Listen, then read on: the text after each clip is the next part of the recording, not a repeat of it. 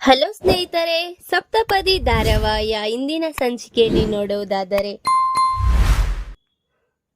ಸ್ವರಾಜ್ ಇವ್ರು ಬರಲ್ಲ, ನಾನೇ ಹೋಗಿ ನೋಡ್ಕೊಂಡು ಬರ್ತೀನಿ ಒಂದ್ ಕಡೆ ಅಂದ್ಬಿಟ್ಟು ಹೊರಡ್ತಾ ಇರ್ತಾನೆ. ಅದೇ ಟೈಮಲ್ಲಿ ಕನಕ ಕರ್ಕೊಂಡು ಬರ್ತಾ ಇರ್ತಾಳೆ. ಕನಕ ಕಾವ್ಯನ ಮುಸ್ಕಾಕೊಂಡು ಕರ್ಕೊಂಡ್ ಬರ್ತಾ ಇರ್ತಾಳೆ, ರುದ್ರಾಣಿ ಮತ್ತೆ ಕನಕ. ಈ ಕಡೆ ಧಾನ್ಯಲಕ್ಷ್ಮಿ ಯೋಚನೆ ಮಾಡ್ತಾ ಇರ್ತಾಳೆ, ಏಂತಕ್ ಮುಸ್ಕಾಕೊಂಡು ಬರ್ತಾ ಇದ್ದಾರೆ ಅಂತ. ಆಮೇಲೆ ಕೇಳ್ತಾಳೆ ಕನಕಗೆ, ಇದು ನಮ್ಮ ಆಚಾರ, ಹಾಗಾಗಿ ಇದನ್ನ ನೆರವೇರಿಸಲೇಬೇಕು ಅಂತ ಹೇಳ್ತಾಳೆ ಕನಕ. ಇದ್ಯಾವ ತರ ಆಚಾರ, ಫಸ್ಟೇ ಹೇಳ್ಬೇಕಲ್ವಾ ನೀವು ಅಂತ ಸ್ವರಾಜ್ ಅವ್ರ ಅಜ್ಜಿ ಮತ್ತೆ ತಾತ ಇಬ್ರು ಅಂತಾರೆ. ಆಯ್ಕೆ ಅವ್ರ ತಾತ ಅವ್ರ ಆಚಾರ ಅಂತ ಹೇಳ್ತಿದಾರಲ್ವಾ, ಮತ್ತೆ ಬಿಡಿ ಇನ್ಯಾಕೆ ತಡ ಮಾಡ್ತಾ ಇದ್ದೀರಾ, ಫಸ್ಟೇ ತಡ ಆಗಿದೆ ಅಂತ ಹೇಳ್ತಾರೆ.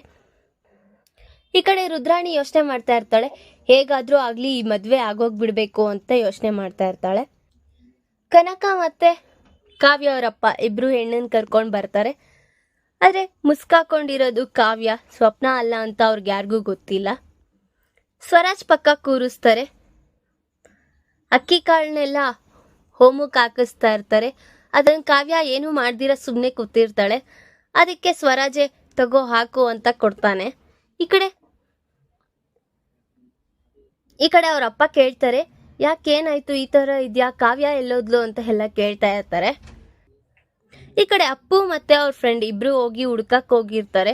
ಕಾಣಿಸ್ತಾಳೆ, ಎಲ್ಲಾರನ್ನು ಕನಕ ಯೋಚನೆ ಮಾಡ್ತಾ ಇದ್ದಾಳೆ, ಬಾಗಿಲ್ಗೆ ಕಾಯ್ತಾ ಇದ್ದಾಳೆ, ಎಲ್ಲಿ ಬರ್ತಾಳೆ, ಎಷ್ಟೊತ್ತಿಗೆ ಬರ್ತಾಳೆ ಇವಳು ಅಂತ ಯೋಚನೆ ಮಾಡ್ತಾ ಇದ್ದಾಳೆ. ಕನ್ಯಾದಾನ ಮಾಡ್ಬೇಕಾಗಿರತ್ತೆ.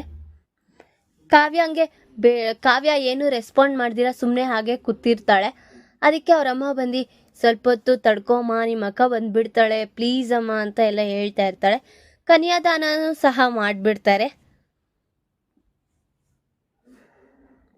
ರುದ್ರಾಣಿ ಹೇಗಿದ್ರು ಸ್ವರಾಜ್ ವಿರುದ್ಧ ಇವಳು ಯಾವಾಗೂ ಇರ್ತಾಳೆ, ಯಾವಾಗೂ ಎನಿ ಟೈಮ್ ಜಗಳ ಆಗ್ತಾ ಇರುತ್ತೆ. ಇದೇ ನಾನು ನಿಮಗೆ ಶಿಕ್ಷೆ ಆಗ್ತಾ ಇರೋದು ನಿನಗೂ ನಿಮ್ಮ ಅಮ್ಮಂಗೆ ಅಂತ ಅನ್ಕೊತಾ ಇರ್ತಾಳೆ ರುದ್ರಾಣಿ. ಆಮೇಲೆ ಕಾವ್ಯ ಅವ್ರ ಅಪ್ಪಂಗೆ ಡೌಟ್ ಬರುತ್ತೆ, ಇದು ಕಾವ್ಯ ಕೈ ಇದ್ದಂಗಿದೆಯಲ್ಲ, ಸ್ವಪ್ನ ಎಲ್ಲೋದ್ಲು ಅಂತ ಕೇಳ್ತಾರೆ. ಸ್ವಪ್ನ ಕಾಣಿಸ್ತಾ ಇಲ್ಲ ಕಣ್ರಿ, ಎಲ್ಲೋ ಹೋಗ್ಬಿಟ್ಟಿದ್ದಾಳೆ ಅಂತ ಹೇಳ್ತಾ ಇರ್ತಾಳೆ. ಹಾ, ಸ್ವಪ್ನ ಎಲ್ಲಿಗೋದ್ಲು, ಇವಾಗ ಆ ಜಾಗದಲ್ಲಿ ಕಾವ್ಯ ಕೂತಿದ್ದಾಳಲ್ವಾ, ಈಗೇನ್ ಗತಿ ಅಂತ ಹೇಳ್ತಾ ಇರ್ತಾರೆ ಅವರಪ್ಪ. ಅಪ್ಪು ಹೋಗಿದ್ದಾಳೆ ಕರ್ಕೊಂಡು ಬರೋದಿಕ್ಕೆ, ನೀವೇನು ಗಾಬರಿ ಬೀಳ್ಬೇಡಿ, ನೋಡೋಣ ಇರಿ ಅಂತ ಹೇಳ್ತಾ ಇರ್ತಾರೆ. ಏನಾದ್ರೂ ಆಗ್ಲಿ ನನ್ನ ಮಗಳನ್ನ ಏನೋ ಒಂದು ಗತಿ ಕಾಣಿಸ್ಬೇಕು ಅಂತಾನೆ ಇದ್ಯಾ ನೀನು ಅಂತ ಹೇಳ್ತಾ ಇರ್ತಾರೆ ಅವರಪ್ಪ. ಈಗ ಸ್ವಲ್ಪ ನಾನೇ ಇವಾಗ ಸಾಯೋ ಸ್ಟೇಜಲ್ಲಿ ಇದ್ದೀನಿ, ಇನ್ನು ನೀವು ನನಗೆ ಸಾಯಿಸ್ಬೇಡಿ ಅಂತ ಹೇಳ್ತಾಳೆ ಕನಕ. ಧಾರಾವಾಹಿಯ ಪ್ರತಿಯೊಂದು ಸಂಚಿಕೆ ತಪ್ಪದೇ ನೋಡಬೇಕಾದರೆ ನಮ್ಮ KTVS 365 ಚಾನಲ್ನ ಈಗಲೇ ಸಬ್ಸ್ಕ್ರೈಬ್ ಮಾಡ್ಕೊಳ್ಳಿ. ಹಾಗೆ ಪಕ್ಕದಲ್ಲಿರುವ ಬೆಲ್ ಬಟನ್ ಅನ್ನು ಪ್ರೆಸ್ ಮಾಡಿ ಅದರ ಆಲ್ ಆಪ್ಷನ್ ಸೆಲೆಕ್ಟ್ ಮಾಡ್ಕೊಳ್ಳಿ. ಇದರಿಂದ ನಾವು ರಿಲೀಸ್ ಮಾಡುವಂತಹ ಸಂಚಿಕೆ ಅಪ್ಡೇಟ್ ನೋಟಿಫಿಕೇಶನ್ ಸಿಗುತ್ತೆ. ಸ್ವಪ್ನ ಹೇಳ್ತಾಳೆ, ಅಲ್ಲಿ ಒಂದು ದೇವಸ್ಥಾನ ಇದೆ, ನಡಿ ರಾಹುಲ್ ಬೇಗ ಮದ್ವೆ ಆಗ್ಬಿಡೋಣ, ನಮ್ಮ ಕಡೆಯವರು ಸರಿ ಇಲ್ಲ, ಬಂದು ಹುಡುಕ್ತಾ ಇರ್ತಾರೆ ಆಲ್ರೆಡಿ, ನಾನು ಇಲ್ಲ ಅಂತ ಗೊತ್ತಾದ್ರೆ ಇನ್ನು ಎಲ್ರಿಗೂ ಗಾಬರಿ ಆಗುತ್ತೆ, ಬರೋರೇನೋ ಬಂದ್ಬಿಡ್ತಾರೆ, ಆಮೇಲೆ ನೋಡ್ಬಿಟ್ಟು ಇಬ್ಬರನ್ನೂ ದೂರ ಮಾಡಿಬಿಟ್ಟು ಕರ್ಕೊಂಡೋಗಿ ಮದುವೆ ಮಾಡಿಸ್ತಾರೆ ಅಂತ ಹೇಳ್ತಾ ಇರ್ತಾಳೆ ಸ್ವಪ್ನ. ಅದಕ್ಕೆ ಏನೂ ಇಲ್ಲ, ಈಗ ಸದ್ಯಕ್ಕೆ ನನ್ನ ಮದುವೆ ಆಗಲ್ಲ, ನನ್ನ ಪ್ಲಾನಿಂಗ್ಸ್ ಎಲ್ಲ ಇದೆ, ನಾವು ಮಾಡ್ಕೊಳ್ಳೋಣ, ಸ್ವಲ್ಪ ತಾಳ್ಮೆಯಿಂದ ಇರು ಅಂತ ರಾಹುಲ್ ಹೇಳ್ತಾನೆ. ಏನೋ ಈಗ ನೀನು ನನಗೆ ಮದುವೆ ಆಗಲ್ವಾ ಅಂತ ಸ್ವಪ್ನ ಶಾಕಲ್ಲಿ ಇರ್ತಾಳೆ. ಇವಾಗ ಬೇಡ, ಹೇಳ್ತಾ ಇದ್ದೀನಲ್ವಾ, ಒಂದು 2 days ವೇಟ್ ಮಾಡೋಣ, ಆಮೇಲೆ ಆಗೋಣ ಅಂತ ಹೇಳ್ತಾನೆ ರಾಹುಲ್. ಸ್ವರಾಜ್ ಹೇಳ್ತಾ ಇರ್ತಾನೆ, ಸ್ವಪ್ನ ಅಂದ್ಕೊಂಡು, ಏನು ಈ ಪರ್ದೆ, ನಾನು ನಿನ್ನ ಮಕ ನೋಡಬೇಕು ಅಂತ ಅವಾಗಿಂದ ಕಾಯ್ತಾ ಇದ್ದೀನಿ, ನಿನ್ನ ಮಕ ನೋಡಬೇಕು, ನಿನಗೆ ತಾಳಿ ಕಟ್ಟಬೇಕು, ನಿನ್ನ ಮಕ್ಕದಲ್ಲಿ ಖುಷಿ ನೋಡಬೇಕು ಅನ್ನೋದು ನಾನು ಕಾಯ್ತಾ ಇದ್ದೀನಿ, ನಿಮ್ಮಮ್ಮ ನೋಡಿದ್ರೆ ಈ ಥರ ಮುಸ್ಕಾಕೊಂಡು ಕರ್ಕೊಬಂದಿದ್ದಾರಲ್ಲ ಅಂತ ಹೇಳ್ತಾ ಇರ್ತಾನೆ. ಈ ಕಡೆ ಕನಕ ಮತ್ತೆ ಕೃಷ್ಣಮೂರ್ತಿ ಇಬ್ರು ಮಾತಾಡ್ತಾ ಇರ್ತಾರೆ. ಏನಿದು ಗತಿ, ಎಲ್ಲ ಆಗೋಯ್ತು, ನನ್ನ ಮಗಳ ಭವಿಷ್ಯನೂ ನೀನು ಹಾಳು ಮಾಡಿಬಿಟ್ಟೆ ಅಂತ ಹೇಳ್ತಾ ಇರ್ತಾರೆ ಕೃಷ್ಣಮೂರ್ತಿ.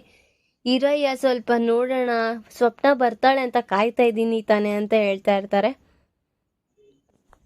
ಮದ್ವೆ ಶಾಸ್ತ್ರ ಎಲ್ಲ ನಡೀತಾ ಇರುತ್ತೆ. ಈ ಕಡೆ ಅಪ್ಪುಗೆ ಸ್ವಪ್ನ ಎದುರಾಗ್ತಾಳೆ. ಸ್ವಪ್ನನು ರಾಹುಲ್ನ ಸ್ವಪ್ನಾನು ಅಪ್ಪುನ ನೋಡ್ಬಿಡ್ತಾಳೆ. ನಡಿ ಬೇಗ, ಅಪ್ಪು ಬರ್ತಿದ್ದಾಳೆ, ಅವಳು ಕೈಲಿ ತಗ್ಲಾಕೊಂಡ್ರೆ ಮತ್ತೆ ನಾವು ಇಲ್ಲಿಂದ ದಾಟೋದಿಕ್ಕಾಗಲ್ಲ ಅಂತ ಹೇಳ್ತಾ ಇರ್ತಾಳೆ. ಬೇಗ ನಡಿ ಅಂತ ಹೇಳ್ತಾ ಇರ್ತಾಳೆ ಸ್ವಪ್ನ. ಈ ಕಡೆ ಕಾವ್ಯಗೆ ತುಂಬಾ ಟೆನ್ಷನ್ ಆಗೋಗಿದೆ. ಇನ್ನೇನು ಎಲ್ಲ ಶಾಸ್ತ್ರಗಳು ಮುಗ್ದೋಗ್ತಿದೆ, ಇನ್ನ ಮದ್ವೆ ತಾಳಿ ಒಂದು ಕಟ್ಟೋದಷ್ಟೇ ಬಾಕಿ ಇದೆ. ಏನಕ್ಕ ಇಷ್ಟೊತ್ತಾದ್ರೂ ಬಂದಿಲ್ಲ, ಅಪ್ಪು ಎಲ್ಲೋದ್ಲು ಏನು ಎಲ್ಲ ಯೋಚನೆ ಮಾಡ್ತಾ ಇರ್ತಾಳೆ. ಅವಳಿಗೆ ಗಾಬರಿ ಆಗ್ತಾ ಇರುತ್ತೆ. ಈ ಕಡೆ ರುದ್ರಾಣಿ ಯೋಚನೆ ಮಾಡ್ತಾ ಇರ್ತಾಳೆ. ಹೇಗೋ ರುದ್ರಾಣಿ ಯೋಚನೆ ಮಾಡ್ತಾ ಇರ್ತಾಳೆ, ಇನ್ನೇನು ಈ ಕಾವ್ಯಾಗೋ ಅವನಿಗೂ ಸರಿ ಹೋಗುತ್ತೆ, ಎನಿ ಟೈಮ್ ಮನೇಲಿ ಜಗಳ, ಫುಲ್ ಖುಷಿ ನಾನು ಅಂತ ಅನ್ಕೊತಾ ಇರ್ತಾಳೆ. ಅಪ್ಪುಗೆ ಆಕ್ಸಿಡೆಂಟ್ ಆಗೋಗುತ್ತೆ. ಅದೇ ಟೈಮಲ್ಲಿ ಕನಕ ಕಾಲ್ ಮಾಡ್ತಾಳೆ. ಎಲ್ಲಿದ್ಯಾ ಅಂತ ಕೇಳೋದಿಕ್ ಮಾಡಿದಾಗ ನಿಮ್ಮ ಮಗಳಿಗೆ ಆಕ್ಸಿಡೆಂಟ್ ಆಗಿದೆ ಅಂತ ಅಲ್ಲಿರೋರು ತಿಳಿಸ್ತಾರೆ. ಆಮೇಲೆ ಅಪ್ಪು ಮದುವೆ ಮಂಟಪಕ್ಕೆ ಬರ್ತಾಳೆ. ಏನಾಯ್ತು, ಈ ಕಡೆ ನಿಮ್ಮ ಅಕ್ಕನ ಫ್ಯೂಚರ್ ನೋಡ್ಲಾ, ನಿನ್ನ ನೋಡ್ಲಾ, ಅಲ್ಲಿ ಓಡೋಗಿರೋಳನ್ನ ನೋಡ್ಲಾ, ನನ್ನ ಕೆಲ್ ನಿಜವಾಗ್ಲೂ ತಡ್ಕೊಳಕ್ ಆಗ್ತಾ ಇಲ್ಲ ಅಂತ ಹೇಳ್ತಾ ಇರ್ತಾಳೆ ಕನಕ. ಅಲ್ಲಿ ಅಕ್ಕನ ಲೈಫ್ ಹಾಳಾಗ್ತಿದೆ, ಹೋಗಮ್ಮ ಫಸ್ಟ್ ಬಿಡ್ಸು ಅಂತ ಹೇಳ್ತಾಳೆ ಅಪ್ಪು. ಅದೇ ಟೈಮಲ್ಲಿ ಈ ಕಡೆ ತಾಳಿ ಕಟ್ಟೋ ಟೈಮ್ ಸಹ ಬಂದ್ಬಿಟ್ಟಿದೆ.